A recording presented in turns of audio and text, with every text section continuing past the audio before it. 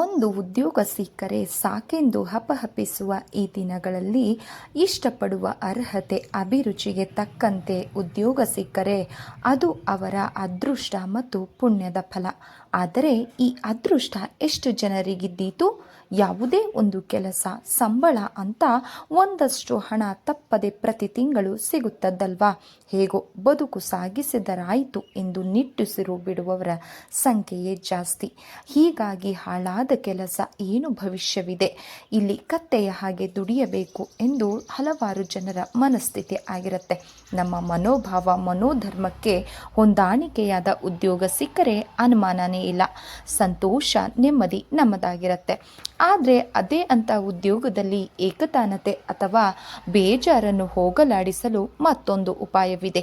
ತಾವು ಮಾಡುತ್ತಿರುವ ಉದ್ಯೋಗವನ್ನು ಪ್ರೀತಿಸುವ, ಅದರ ಬಗ್ಗೆ ಅಭಿಮಾನ ಪಡುವ ಜನರೊಡನೆ ಹೆಚ್ಚಾಗಿ ಬೆರೆಯುವುದು ಮತ್ತು ಅಂತಹವರ ಸಂಘದಲ್ಲಿ ದಿನದ ಕೆಲವು ಸಮಯವಾದರೂ ಕಳೆಯೋದು ಉತ್ಸಾಹ ಲವಲವಿಕೆಯನ್ನುಂಟು ಮಾಡುವಂಥದ್ದು.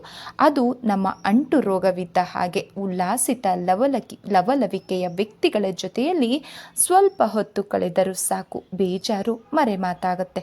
ದಯವಿಟ್ಟು ನಿಮ್ಮ ಉದ್ಯೋಗವನ್ನು ದ್ವೇಷಿಸಬೇಡಿ. ಪ್ರಾಮಾಣಿಕವಾಗಿ ಆತ್ಮಸಾಕ್ಷಿಗೆ ವಂಚನೆ ಇಲ್ಲದೆ ಕೆಲಸ ಮಾಡಿದ್ದೀರಿ ಅಂದ ಮೇಲೆ ನಿಮ್ಮ ಆತ್ಮವೇ ತನ್ನನ್ನು ತಾನು ಪ್ರಶಂಸಿಸಲಿ. ಇನ್ನೊಬ್ಬರ ಮೆಚ್ಚುಗೆ ಯಾಕೆ? ಆತ್ಮಸಂತೋಷ, ಆತ್ಮತೃಪ್ತಿಗಿಂತ ಮಿಗಿಲಾದದ್ದು ಮತ್ತೊಂದಿಲ್ಲ. ಅದೇ ರೀತಿ ಪ್ರಾಣಾಯಾಮ ಅಥವಾ ಧ್ಯಾನದಲ್ಲಿ ತೊಡಗಿಸಿಕೊಳ್ಳೋದನ್ನು ಮರಿಬೇಡಿ. ಇದರ ಜೊತೆಗೆ ಹಾಸ್ಯ ಪ್ರವೃತ್ತಿಯನ್ನು ರೂಢಿಸಿಕೊಳ್ಳುವುದು ತುಂಬ ಉಪಯುಕ್ತ. ನಗುವಿಗಿಂತ ಮಿಗಿಲಾದ ಶಾರೀರಿಕ ಮತ್ತು ಮಾನಸಿಕ ಸಡಿಲಿಕೆ ಮತ್ತೊಂದಿಲ್ಲ. ಇದು ಅತ್ಯಂತ ಸುಲಭ ಕೂಡ.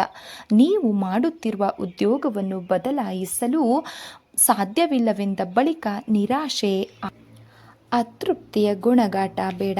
ಈ ಬೇಜಾರು ಮತ್ತು ತಿರಸ್ಕಾರ ಭಾವನೆಗಳು ಮಾನಸಿಕವಾಗಿ ಹಾಗೂ ದೈಹಿಕವಾಗಿ ದುಷ್ಪರಿಣಾಮವನ್ನು ಬೀರಬಹುದು. ಉದ್ಯೋಗವನ್ನು ನಿರ್ವಂಚನೆಯಿಂದ ಪ್ರೀತಿಸಲು ಪ್ರಾರಂಭಿಸಿ. ಬರುತ್ತಾ ಅದೇ ಅಭ್ಯಾಸವಾಗುತ್ತದೆ ಮತ್ತು ತಿರಸ್ಕಾರ ಮರೆಯಾಗಿ ಅಲ್ಲಿ ಸಂತೋಷದ ಅರುಣೋದಯವಾಗುತ್ತದೆ. ಸ್ನೇಹಿತರೆ, ಈ ಒಂದು ಸ್ಟೋರಿ ಇಷ್ಟ ಆದರೆ ಲೈಕ್ ಮಾಡಿ, ಸಬ್ಸ್ಕ್ರೈಬ್ ಮಾಡಿ, ಸಪೋರ್ಟ್ ಮಾಡಿ.